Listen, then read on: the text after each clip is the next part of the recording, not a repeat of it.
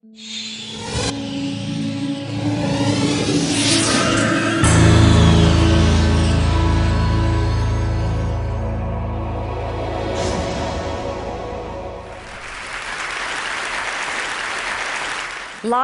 is about opportunities, creating them and embracing them. And for me, that was the Olympic dream. That's what defined me. That was my bliss. As a cross-country skier and member of the Australian ski team headed towards the Winter Olympics, I was on a training bike ride with my fellow teammates. As we made our way up towards the spectacular Blue Mountains west of Sydney, it was the perfect autumn day. Sunshine, the smell of eucalypt, and a dream. Life was good. We'd been on our bikes for around 5.5 hours when we got to the part of the ride that I loved, and that was the hills, because I loved the hills. And I got up off the seat of my bike and I started pumping my legs, and as I sucked in the cold mountain air, I could feel it burning my lungs. And I looked up to see the sun shining in my face. And then everything went black. Where was I? What was happening? My body was consumed by pain. I'd been hit by a speeding utility truck with only 10 minutes to go on the bike ride. I was airlifted from the scene of the accident by a rescue helicopter to a large spinal unit in Sydney. I had extensive and life-threatening injuries. I'd broken my neck and my back in 6 places. I broke 5 ribs on my left side. I broke my right arm. I broke my collarbone. I broke some bones in my feet. My whole right side was ripped open, filled with gravel. My head was cut open across the front, lifted back, exposing the skull underneath. I had head injuries. I had internal injuries. I had massive blood loss.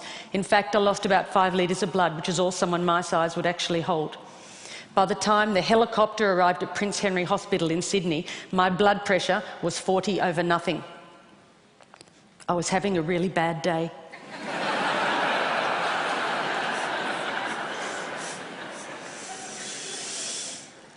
For over 10 days, I drifted between 2 dimensions. I had an awareness of being in my body, but also being out of my body, somewhere else, watching from above as if it was happening to someone else. Why would I want to go back to a body that was so broken? But this voice kept calling me, come on, stay with me. No, it's too hard. Come on, this is our opportunity. No, that body is broken. It can no longer serve me. Come on, stay with me. We can do it. We can do it together. I was at a crossroads. I knew if I didn't return to my body, I'd have to leave this world forever. It was the fight of my life. After 10 days, I made the decision to return to my body, and the internal bleeding stopped. The next concern was whether I would walk again, because I was paralysed from the waist down.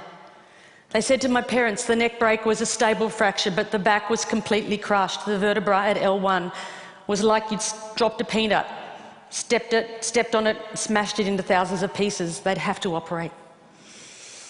They went in, they put me on a beanbag, they cut me, literally cut me in half. I have a scar that wraps around my entire body. They picked as much broken bone as they could that had lodged in my spinal cord. They took out 2 of my broken ribs and they rebuilt my back, L1. They rebuilt it. They took out another broken rib. They fused T12, L1 and L2 together. Then they stitched me up. They took an entire hour to stitch me up. I woke up in intensive care and the doctors were really excited that the operation had been a success, because at that stage I had a little bit of movement in one of my big toes. And I thought, great, because I'm going to the Olympics. I had no idea. It's the sort of thing that happens to someone else, not me, surely. But then the doctor came over to me and she said, Janine, the operation was a success and we've picked as much bone out of your spinal cord as we could. But the damage is permanent. They're central nervous system nerves. There is no cure. You're what we call a partial paraplegic, and you will have all of the injuries that go along with that. You have no feeling from the waist down, and at most you might get 10 or 20% return. You'll have internal injuries for the rest of your life. You'll have to use a catheter for the rest of your life. And if you walk again, it will be with calipers and a walking frame. And then she said, Janine, You'll have to rethink everything you do in your life because you're never going to be able to do the things you did before. I tried to grasp what she was saying. I was an athlete, that's all I knew, that's all I'd done. If I couldn't do that, then what could I do? And the question I asked myself is, if I couldn't do that, then who was I? They moved me from intensive care to acute spinal. I was lying on a thin, hard spinal bed. I had no movement in my legs. I had tight stockings on to protect from blood clots. I had one arm in plaster, one arm tied down by drips. I had a neck brace and sandbags on either side of my head. And I saw my world through a mirror that was suspended above my head. I shared the ward with 5 other people. And the amazing thing is that because we were all lying paralysed in the spinal ward, we didn't know what each other looked like. How amazing is that? How often in life do you get to make friendships, judgment-free, purely based on spirit? And there were no superficial conversations as we shared our innermost thoughts, our fears, and our hopes for life after the spinal ward. I remember one night, one of the nurses came in, Jonathan, with a whole lot of plastic straws. He put a pile on top of each of us and he said, "Start threading them together." Well, there wasn't much else to do in the spinal ward, so we did. And when we'd finished, he went around silently and he joined all of the straws up till it looped around the whole ward. And then he said, "Okay, everybody, hold on to your straws." And we did. And he said, "Right, now we're all connected." And as we held on and we breathed as one, we knew we weren't on this journey alone. And even lying paralysed in the spinal ward, there were moments of incredible depth and richness, of authenticity and connection that I had never experienced before. And each of us knew that when we left the spinal ward, we would never be the same. After 6 months, it was time to go home. I remember Dad pushing me outside in my wheelchair, wrapped in a plaster body cast, and feeling the sun on my face for the first time. I soaked it up and I thought, how could I ever have taken this for granted? I felt so incredibly grateful for my life. But before I left hospital, the head nurse had said to me, "Janine, I want you to be ready because when you get home, something's going to happen." And I said, "What?" And she said, "You're going to get depressed." And I said, "Not me, not Janine the Machine," which was my nickname. She said, "You are, because see, it happens to everyone. In the spinal ward, that's normal. You're in a wheelchair, that's normal, but you're going to get home and realise how different life is." And I got home and something happened. I realised Sister Sam was right. I did get depressed. I was in my wheelchair. I had no feeling from the waist down, attached to a catheter bottle. I couldn't walk. I'd lost so much weight in hospital, I now weighed about 80 pounds. And I wanted to give up. All I wanted to do was put my running shoes on and run out the door. I wanted my old life back. I wanted my body back. And I can remember Mum sitting on the end of my bed and saying, "I wonder if life will ever be good again." And I thought, how could it? Because I've lost everything that I valued, everything that I'd worked towards, gone. And the question I asked was, why me? Why me? And then I remembered my friends that were still in the spinal ward, particularly Maria. Maria was in a car accident and she woke up on her 16th birthday to the news that she was a complete quadriplegic. Had no movement from the neck down, had damage to her vocal cords and she couldn't talk. They told me, "We're going to move you next to her because we think it will be good for her." I was worried. I didn't know how I'd react being next to her. I knew it would be challenging, but it was actually a blessing because Maria always smiled. She was always happy, and even when she began to talk again, albeit difficult to understand, she never complained, not once. And I wondered, how had she ever found that level of acceptance? And I realised that this wasn't just my life, it was life itself. I realised that this wasn't just my pain, it was everybody's pain. And then I knew, just like before, that I had a choice. I could keep fighting this, or I could let go and accept not only my body, but the circumstances of my life. And then I stopped asking, why me? And I started to ask, why not me? And then I thought to myself, maybe being at rock bottom is actually the perfect place to start.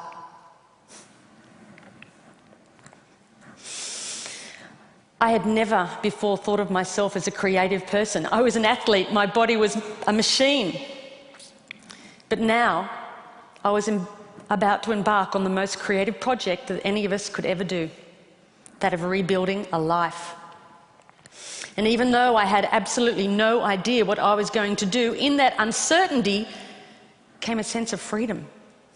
I was no longer tied to a set path. I was free to explore life's infinite possibilities. And that realisation was about to change my life. Sitting at home in my wheelchair and my plaster body cast, an aeroplane flew overhead. And I looked up and I thought to myself, that's it! If I can't walk, then I might as well fly. I said, Mum, I'm going to learn how to fly. She said, that's nice, dear. I said, pass me the yellow pages. She's passed me the phone book. I rang up the flying school. I made a booking. Said, I'd like to make a booking to come out for a flight. They said, when do you want to come out? I said, well, I have to get a friend to drive me out because I can't drive. Sort of can't walk either. Is that a problem? I made a booking, and weeks later my friend Chris and my mum drove me out to the airport, all 80 pounds of me covered in a plaster body cast in a baggy pair of overalls. I can tell you, I did not look like the ideal candidate to get a pilot's licence. I'm holding onto the counter because I can't stand. I said, hi, I'm here for a flying lesson. And they took one look and ran out the back to draw short straws. You get her. No, you take her. Finally, this guy comes out. He goes, hi, I'm Andrew, and I'm going to take you flying. I go, great. So they drive me down. They get me out on the tarmac, and there was this red, white, and blue aeroplane. It was beautiful. They lifted me into the cockpit. They had to slide me up on the wing, put me in the cockpit. They sat me down. There are buttons and dials everywhere. I'm going, wow, how do you ever know what all these buttons and dials do? Andrew, the instructor, got in the front, started the aeroplane up. He said, would you like to have a go at taxiing? That's when you use your feet to control the rudder pedals, to control the aeroplane on the ground. I said, no, I can't use my legs. He went, oh. I said, but I can use my hands. And he said, okay. So he got over to the runway and he applied the power. And as we took off down the runway and the wheels lifted up off the tarmac and we became airborne, I had the most incredible sense of freedom. And Andrew said to me, as we got over the training area, you see that mountain over there? And I said, yeah. And he said, well, you take the controls and you fly towards that mountain. And as I looked up, I realised that he was pointing towards the Blue Mountains, where the journey had begun. And I took the controls, and I was flying. And I was a long, long way from that spinal ward, and I knew right then that I was going to be a pilot. Didn't know how on earth I'd ever pass a medical. But I'd worry about that later, because right now I had a dream. So I went home, I got a training diary out, and I had a plan. And I practiced my walking as much as I could. And I went from the point of like 2 people holding me up to 1 person holding me up, to the point where I could walk around the furniture as long as it wasn't too far apart. And then I made great progression to the point where I could walk around the house holding onto the walls like this. And Mum said she was forever following me, wiping off my fingerprints. But at least she always knew where I was. So while the doctors continued to operate and put my body back together again, I went on with my theory study. And then eventually and amazingly, I passed my pilot's medical, and that was my green light to fly. And I spent every moment I could out at that flying school, way out of my comfort zone. All these young guys that wanted to be Qantas pilots, you know, and little old hop-along me in first my plaster cast and then my steel brace, my baggy overalls, my bag of medication and catheters, and my limp. And they used to look at me and think, oh, who is she kidding? She's never going to be able to do this. And sometimes I thought that too. But that didn't matter, because now there was something inside that burned that far outweighed my injuries. And little goals kept me going along the way, and eventually I got my private pilot's license. And then I learned to navigate, and I flew my friends around Australia. And then I learned to fly an aeroplane with 2 engines, and I got my twin engine rating. And then I learned to fly in bad weather as well as fine weather and got my instrument rating. And then I got my commercial pilot's license. And then I got my instructor rating. And then I found myself back at that same school where I'd gone for that very first flight, teaching other people how to fly. Just under 18 months after I'd left the spinal ward.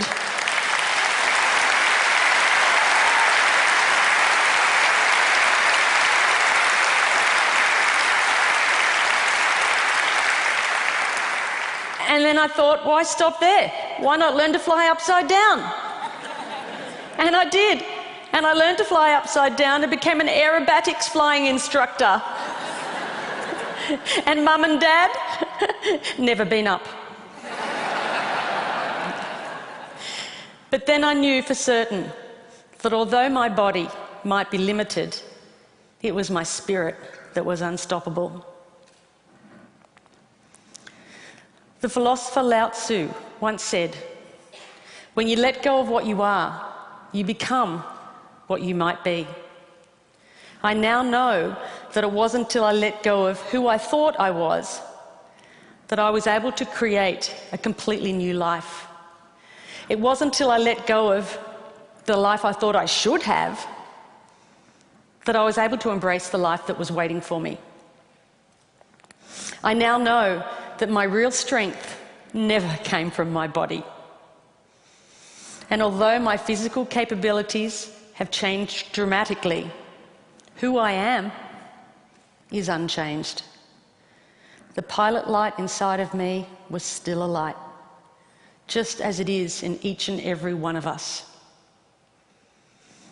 I know that I'm not my body, and I also know that you're not yours. And then it no longer matters what you look like, where you come from, or what you do for a living. All that matters is that we continue to fan the flame of humanity by living our lives as the ultimate creative expression of who we really are. Because we are all connected by millions and millions of straws. And it's time to join those up and to hang on. And if we are to move towards our collective bliss, it's time we shed our focus on the physical and instead embrace the virtues of the heart. So raise your straws if you'll join me. Thank you.